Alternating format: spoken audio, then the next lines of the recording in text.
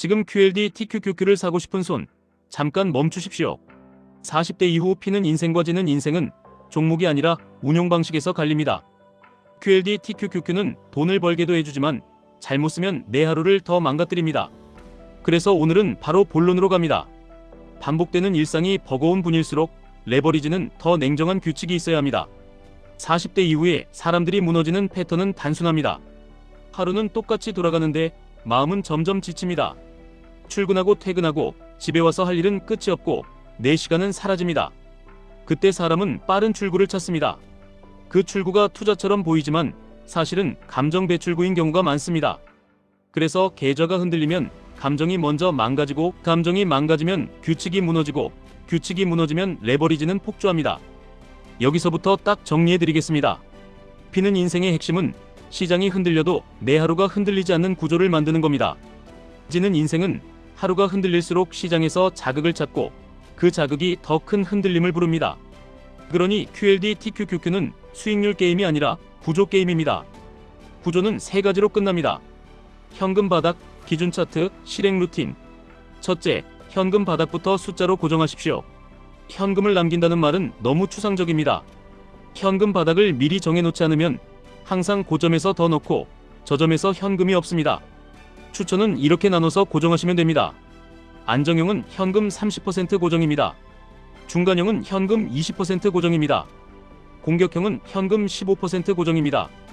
여기서 중요한 건 장중에 바꾸지 않는 겁니다. 장중에 바꾸는 순간 내 계획이 아니라 내 감정이 운용합니다. 현금 바닥이 왜 이렇게 중요하냐면 레버리지의 진짜적인 하락이 아니라 공포이기 때문입니다. 하락이 오면 누구나 불안합니다. 그때 현금이 남아있으면 불안을 계획으로 바꿀 수 있습니다. 현금이 없으면 불안을 행동으로 바꾸는데 그 행동이 대개 손절, 추격 매수, 복구 매매입니다. 이 세 가지가 계좌를 끝냅니다. 둘째, 기준 차트를 레버리지로 두지 마십시오. QLD TQQQ 차트를 기준으로 잡는 순간 감정이 확대됩니다. 기준은 QQQ로 잡으십시오. 나는 레버리지를 하는 사람이라서 더 빨리 벌어야 한다. 이 생각이 아니라 QQQ 흐름을 더 크게 타는 도구로 QLD TQQQ를 쓴다. 이렇게 정의해야 오래갑니다. 기준을 한 줄로 박아드리겠습니다. QQQ가 21선 위에 있으면 공격이 허용됩니다. QQQ가 21선 아래로 내려오면 분할만 허용됩니다. QQQ가 21선 아래에서 흔들림이 커지면 현금이 출전하는 구간입니다. 이렇게 세 줄로 정하면 됩니다. 이 규칙이 있으면 뉴스가 아무리 떠들어도 내가 할 일이 줄어듭니다. 셋째, 실행 루틴은 시간으로 제한하십시오. 40대 이후지는 투자자들의 공통점이 있습니다. 차트를 보는 시간이 길어질수록 판단이 좋아지는 게 아니라 감정이 커집니다. 감정이 커질수록 매매가 잦아지고 잦아질수록 수익은 줄어듭니다. 그래서 시간 제한이 필요합니다. 아침 루틴은 5분입니다. 첫째, QQQ가 21선 위인지 아래인지 확인합니다. 둘째, 내 현금 바닥이 지켜졌는지 확인합니다. 셋째, 오늘 할 행동을 한 줄로 적습니다. 오늘은 정기 매수만 한다. 오늘은 분할 조건 오면 첫 매수만 한다. 오늘은 아무것도 하지 않는다. 이 한 줄이 하루를 지킵니다. 퇴근 후 루틴은 15분입니다. 첫째, 오늘 규칙을 어겼는지 체크합니다. 둘째, 어겼다면 이유를 한 줄로 씁니다. 셋째, 내일 막는 장치를 한 줄로 씁니다. 수익 인증을 보고 충동이 올라왔다. 내일부터 투자 시간에는 커뮤니티를 끈다. 이렇게 구체적으로 쓰셔야 고쳐집니다. 주말 루틴은 20분입니다. 차트를 분석하는 시간이 아니라 내 행동을 분석하는 시간입니다. 이번 주에 가장 흔들린 순간이 언제였는지, 그때 나는 무엇을 했는지, 다음 주에 하나만 고친다면 무엇인지 하나만 고치십시오. 40 이후에는 크게 바꾸려다 오래 못 갑니다. 작게 바꾸고 오래 가는 사람이 이깁니다. 이제 QLD TQQQ를 어떻게 나눠서 실제로 운용할지 아주 구체적으로 들어가겠습니다. 레버리지에서 가장 위험한 건 올인입니다. 올인은 수익을 크게 만들 수도 있지만 그 전에 마음을 먼저 부숩니다. 마음이 부서지면 다음에 다시 일어설 힘이 없습니다. 그래서 비중을 미리 정하고 그 비중을 지키는 게 전부입니다. 추천 비중 3가지 드리겠습니다. 안정형은 QLD 70, TQQQ 30입니다. 중간형은 QLD 50, TQQQ 50입니다. 공격형은 QLD 30, TQQQ 70입니다. 이 비중은 한 달 단위로만 조정하십시오. 오늘 기분에 따라 바꾸면 항상 비싸게 사고 싸게 팔게 됩니다. 다음은 매수 방식입니다. 분할은 감정을 줄이는 장치입니다. 분할을 대충 하면 의미가 없습니다. 분할은 횟수와 조건이 고정돼야 합니다. 가장 쉬운 분할은 5번입니다. 첫 매수는 계획 금액의 20%입니다. 둘째도 20%, 셋째도 20%, 넷째도 20%, 다섯째도 20%입니다. 이렇게 고정하면 한 번에 몰아넣는 실수가 줄어듭니다. 그럼 5번을 언제 누르느냐? 조건을 이렇게 잡으십시오. 조건 하나, QQQ가 21선 위에서 조정이 나올 때 QLD 위주로 첫 분할을 합니다. 조건 둘, QQQ가 21선 아래로 내려오면 TQQQ는 빠르게 몰지 말고 더 천천히 분할합니다. 조건 셋, QQQ가 21선 아래에서 공포가 커질 때 남겨둔 현금으로 마지막 분할을 합니다. 이렇게 하면 레버리지가 폭주하지 않습니다. 정기 매수와 탄력 매수를 분리하셔야 합니다. 정기 매수는 습관입니다. 탄력 매수는 기회입니다. 습관과 기회를 섞으면 습관이 망가지고 기회도 놓칩니다. 정기 매수는 한 달에 한 번, 날짜를 고정하십시오. 월급 다음 날 혹은 매달 같은 주에 같은 요일로 고정하십시오. 정기 매수는 QLD 중심으로 하십시오. 꾸준함은 변동성이 덜한 쪽이 유리합니다. 탄력 매수는 조건이 올 때만 하십시오. 탄력 매수는 TQQQ 중심으로 하십시오. 왜냐하면 탄력 매수는 조정 구간에서 수익률을 끌어올리는 카드이기 때문입니다. 다만 탄력 매수는 반드시 현금 바닥이 지켜지는 상태에서만 하십시오.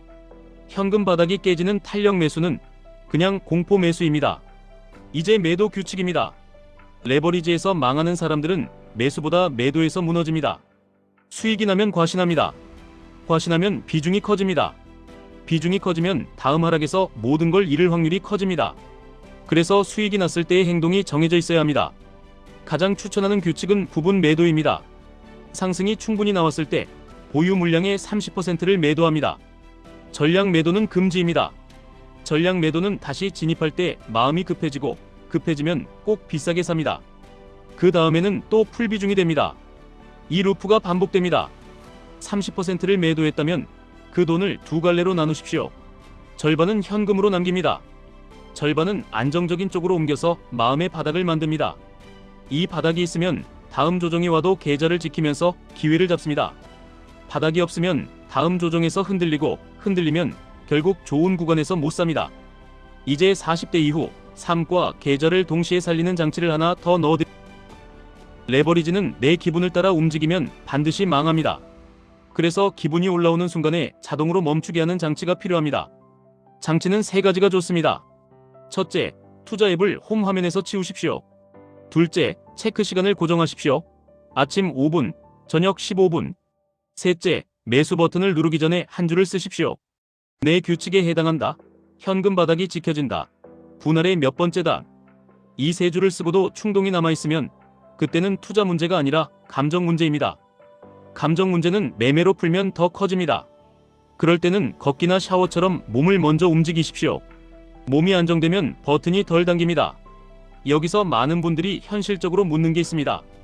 나는 시간이 없는데 이렇게 복잡하게 못한다. 그렇기 때문에 구조가 필요합니다. 구조는 복잡한 게 아니라 단순해야 합니다. 오늘 드린 건 숫자만 고정하면 끝납니다. 현금 바닥 하나, 기준 차트 하나, 분할 5번, 부분 매도 30%. 이 4줄만 지켜도 사고의 대부분이 사라집니다. 그리고 또 하나, 지금 들어가도 되는지 고민하는 분들이 있습니다. 이 고민이 뜨는 순간 답은 하나입니다. 규칙에 맞으면 분할로 들어가고 규칙에 안 맞으면 오늘은 아무것도 하지 않는 겁니다. 레버리지는 매매를 잘해서 버는 게 아니라 실수를 줄여서 남기는 게임입니다. 남기는 사람이 결국 이깁니다.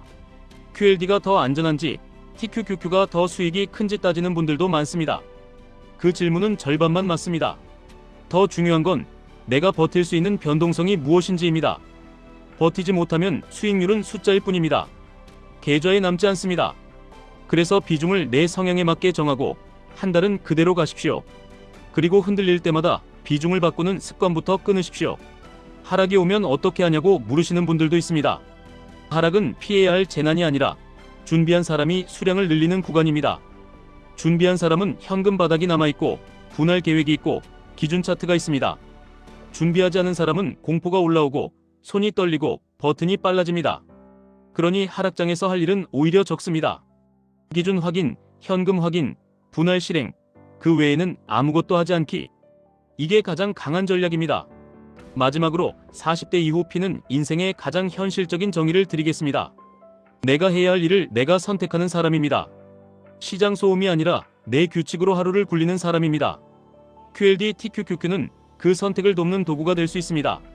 하지만 선택이 없는 사람에게는 그 도구가 삶을 더 흔들어 버립니다. 그러니 오늘부터는 수익 예측보다 내 구조를 먼저 만드십시오. 그 구조 위에 QLD TQQQ를 얹으시면 됩니다. 지금까지 1분 투자 하이젠버그였습니다.